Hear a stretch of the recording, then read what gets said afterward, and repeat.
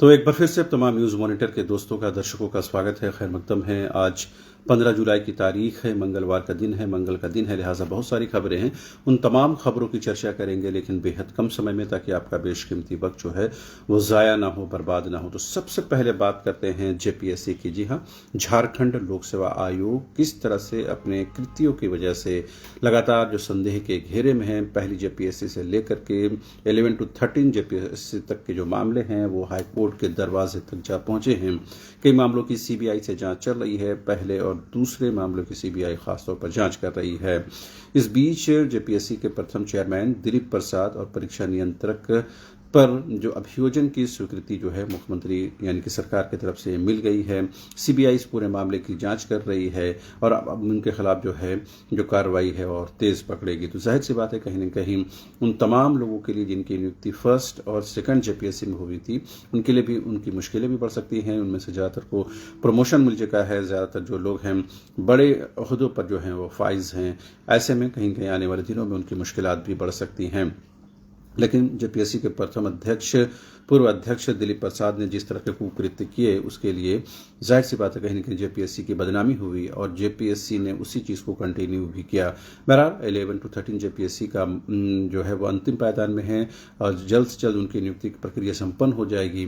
लेकिन कई मामले जो हैं अब भी जेपीएससी के जो है झारखंड हाई कोर्ट की दहलीज तक पहुंच चुके हैं। बहरहाल जब बात शिक्षकों की, छात्रों की नियोजन की हो रही है, तो सहायक आचार्य की बात करना ज़रूरी है। दरअसल 26,001 शिक्षकों की बहाली की प्रक्रिया इस वक्त चल रही है। झारखंड कर्मचारी चयन आयोग यानी जेएसएससी के माध्यम से इसकी बहाली की प्रक्रिया चल रही है और बहुत मुमकिन है कि सितंबर तक बहाली की प्रक्रिया जो है वो संपन्न हो जाएगी। इस बीच कई लोग जो हैं सहायक आचार्य के जो अभ्यर्थी हैं, परीक्षार्थी हैं या फिर जो इसके कैंडिडेट हैं, वो हाई कोर्ट के दरवाजे पर भी पहुंचे हुए हैं। इसी तरह 1 वर्षीय बीएड होल्डर को ही इस परीक्षा में शामिल करने की बात कही गई थी, लेकिन जो लोग 2 वर्षीय बीएड कर चुके हैं उन लोगों को इस प्रक्रिया से बाहर कर दिया गया था। ऐसे में कहीं न कहीं इन लोगों ने हाई कोर्ट का दरवाज़ा खटखटाया है और अब जो है हाई कोर्ट ने इन लोगों को हरी झंडी दी है, यानी कि जो 2 वर्षीय बीएड कर चुके हैं उनको भी सहायक आचार्य परीक्षा प्रक्रिया में शामिल करना है। तो एक बड़ी राहत उन लोगों को मिली है। कहीं न कहीं देखना दिलचस्प होगा कि और जो लोग जैसे जो 45% एलिजिबिलिटी के आधार पर जो नियुक्ति की मांग कर रहे हैं, उनके बारे में क्या कुछ होता है। इसी तरह जो जेटेड पास पारा शिक्षक हैं जो नॉर्मलाइजेशन का विरोध कर रहे हैं, उनका क्या होता है। तो ऐसे कई मामले आप देखेंगे तो सहायक आचार्य के इस वक्त जो है झारखंड हाईकोर्ट की दहलीज तक पहुंच चुके हैं। शिक्षकों से जुड़ा एक और मामला है आरयू यानी रांची विश्वविद्यालय और डीएसपीएमयू यानी कि डॉक्टर श्यामा प्रसाद मुखर्जी विश्वविद्यालय के असिस्टेंट प्रोफेसर इन दिनों बेहद गुस्से में हैं, बेहद नाराज हैं। दरअसल उनके प्रमोशन की बात एक लंबे अंतराल के बाद हुई है। बहुत आंदोलन करना पड़ा उन लोगों को इसके लिए, लेकिन अब जो प्रमोशन के लिए जो दस्तावेज जो कागजात मांगे जा रहे हैं वो 13 साल पुराने हैं और उसी आधार पर उनको प्रोन्नति यानी कि प्रमोशन दिया जाएगा। इससे कहीं न कहीं असिस्टेंट प्रोफेसरों में उबाल है और वो लोग कहीं कहीं इसे उनके साथ नाइंसाफी के तौर पर देख रहे हैं। बहरहाल ये तो शिक्षकों, छात्रों और नियोजन से जुड़ी हुई बात थी। अब बात करते हैं मैया सम्मान योजना की। आपको पता है झारखंड में मैया सम्मान योजना के तहत 2,500 की राशि जो है लाभुकों के खाते में दी जाती है। कल ही आपने खबर सुनी होगी कि रांची जिला में जो है मई महीने की जो राशि है वो पहुंच गई है। जून और जुलाई की राशि अभी आना बाकी है। इस बीच आपको पता है कि जमशेदपुर घाटशिला में करीबन 72 ऐसे लोग मिले जो झारखंड से जिनका ताल्लुक नहीं था, जो पश्चिम बंगाल या फिर बिहार से ताल्लुक रखते थे। इन लोगों ने गलत दस्तावेज के आधार पर इसका लाभ लिया। इतना ही नहीं, इसमें से 40 ऐसे लोग मिले जो पुरुष होने के बावजूद भी इस महिला आधारित योजना का लाभ ले रहे थे। 12 लोग ऐसे मिले जिनका कोई अता पता जो है झारखंड में नहीं था।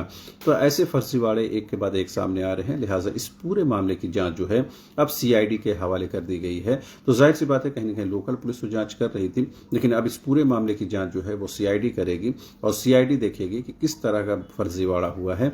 न सिर्फ घाटशिला में बल्कि पूरे राज्य के स्तर पर देखें तो डुप्लीकेसी के मामले हों या इसमें बंदरबांट के बात हो, तरह तरह के इसमें मामले आए हैं। यही वजह है कि भौतिक सत्यापन यानी फिजिकल कॉपियों की जांच की जा रही है।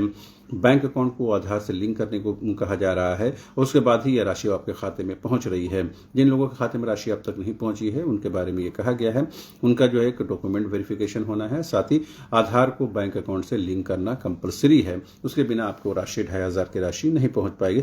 बहरहाल इस पूरे मामले की जो जांच है वो अब CID करेगी। कुछ राजनीतिक खबरों की बात करते हैं। आपको पता है कि कल 14 जुलाई को झारखंड कांग्रेस इकाई के तमाम विधायक, तमाम मंत्री, प्रदेश अध्यक्ष, प्रदेश प्रभारी, सह प्रभारी, विधायक दल के नेता, उपनेता, तमाम जो लोग हैं कल दिल्ली में थे। राहुल गांधी के साथ उनकी बैठक हुई। राष्ट्रीय अध्यक्ष मल्लिकार्जुन खड़गे भी मौजूद थे और तमाम पार्टी के आला अधिकारी वहां मौजूद थे। तमाम लोगों से बातचीत हुई, फीडबैक लिया गया, मंत्रियों के कामकाज की समीक्षा की गई। जो एक खास बात जो सामने आई वो ये कि मंत्रियों को जो है विधायकों से समन्वय बनाकर काम करना है, यानी कि विधायकों को भी अपने कामकाज में शामिल करना है इस लिहाज से ताकि उनको अपने क्षेत्र में विकास के काम में तरजीह मिल सके। उनको अपने काम जो उनका विधानसभा क्षेत्र है वहां पर उनको जो है उनकी उपस्थिति दर्ज हो सके और कहीं न कहीं मंत्रियों को विधायकों के साथ कोऑर्डिनेशन और समन्वय बनाकर काम करने को कहा गया है। तो जाहिर सी बात है कहीं न कहीं ये बेहद महत्वपूर्ण है। कई विधायकों ने इस सवाल को उठाया था कि मंत्री भी उनकी बातें जो है नहीं सुनते हैं तो फिर अधिकारी कहाँ से सुनेंगे। इसके अलावा भी संगठन को लेकर के, विस्तार को लेकर के, पेशा कानून और सरना धर्म कोड, इन तमाम विषयों पर बातचीत हुई। OBC आरक्षण, इस पर भी बातचीत हुई। लेकिन खास बात यह रही कोऑर्डिनेशन को लेकर के मंत्रियों और विधायकों के बीच में, संगठन विस्तार को लेकर के और जो मैनिफेस्टो घोषणा पत्र में जो बातें कही गई थी उसके पालन को लेकर के बातें कही गई हैं। साथ ही कार्यकर्ताओं के मान सम्मान का भी ख्याल रखने को कहा गया है। ऐसे में समझा जा सकता है कि कांग्रेस पार्टी जो है अपने पैरों पर झारखंड में खड़ा होना चाहती है और 2029 तक वो अपनी बैसाखी को बिना जो है वो चलना चाहती है। राजनीतिक खबरों की बात हो रही तो एक और महत्वपूर्ण खबर है। बीजेपी के कार्यकारी अध्यक्ष हैं और कार्यकारी अध्यक्ष इनको बनाया गया था जब झारखंड विधानसभा चुनाव प्रस्तावित था, उस दौरान इनको बनाया गया था और ये खबरें जो अफवाह के तौर पर मीडिया में उड़ी थी कि रविंद्र राय जो है वो JMM के संपर्क में हैं। अब वही रविंद्र राय जो बीजेपी कार्यकारी अध्यक्ष हैं, उन्होंने कहा कि RJD और कांग्रेस के ट्रैप में जो है JMM आ गई है, मुख्यमंत्री आ गए हैं। RJD और कांग्रेस जो है उनके DNA में जो है कांग्रेस का भलाई नहीं लिखा हुआ है, वो झारखंड का भला नहीं चाहते हैं। लेकिन JMM जो एक निष्ठावान पार्टी है झारखंड के प्रति, भले उनकी दूरदृष्टि नहीं है बल्कि उनके विजन नहीं है, लेकिन वो निष्ठावान है झारखंड के प्रति, जबकि कांग्रेस और RJD जो है वो निष्ठावान नहीं है। तो जाहिर सी बात है कार्यकारी अध्यक्ष रविंद्र राय को आखिर ये कहने की जरूरत क्यों पड़ रही है, क्या इसके पीछे मंशा है और कोई दूसरी पार्टी का जो कार्यकारी अध्यक्ष है किसी सत्ताधारी पार्टी की प्रशंसा कर रहा है, इसके मायने भी निकाले जाते हैं। बहरहाल आने वाले दिनों में देखना दिलचस्प होगा कि रविंद्र राय का अगला कदम क्या होता है।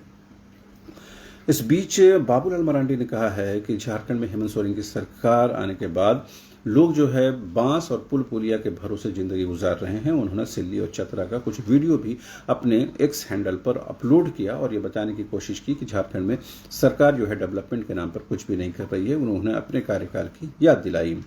इसके जवाब में कांग्रेस के प्रदेश प्रवक्ता लाल किशोरनाथ शाहदेव ने कहा कि सरकार जो है अपने बलबूते, अपने स्वयं के संसाधनों के आधार पर काम कर रही है, केंद्र से उसे कोई सहयोग नहीं मिल रहा है। आने वाले 5 वर्षों में 4000 किलोमीटर सड़कों का निर्माण होगा। तो कहीं कांग्रेस ने बाबूलाल मरांडी को जवाब देने की कोशिश की है। एक और महत्वपूर्ण खबर है हाईकोर्ट से जुड़ा हुआ। आपको पता है झारखंड हाईकोर्ट के नए चीफ जस्टिस के तौर पर हिमाचल प्रदेश के चीफ जस्टिस तारलोक सिंह को जो है जिम्मेदारी झारखंड हाईकोर्ट में दी गई है और वो अब जो है कामकाज देखेंगे। तो एक बड़े लंबे समय से इंतजार किया जा रहा था और यहाँ के जो चीफ जस्टिस थे झारखंड के MS रामचंद्र राव, उनका जो तबादला है वो त्रिपुरा कर दिया गया है। तो जाहिर सी बात है कहीं न कहीं जस्टिस तरलोक सिंह जो है झारखंड के चीफ जस्टिस होंगे।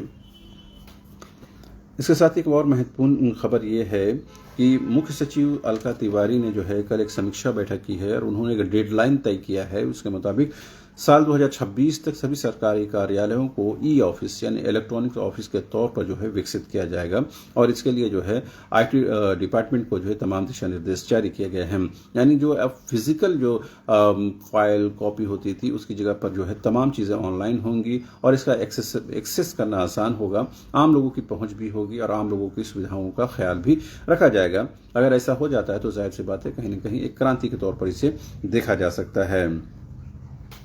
इस बीच आपको पता है कि झारखंड में सेना भर्ती की प्रक्रिया जो है 22 अगस्त से शुरू होने जा रही है, 4 सितंबर तक चलेगी। राजधानी रांची के खेलगांव में यह सेना भर्ती प्रक्रिया शुरू होने जा रही है।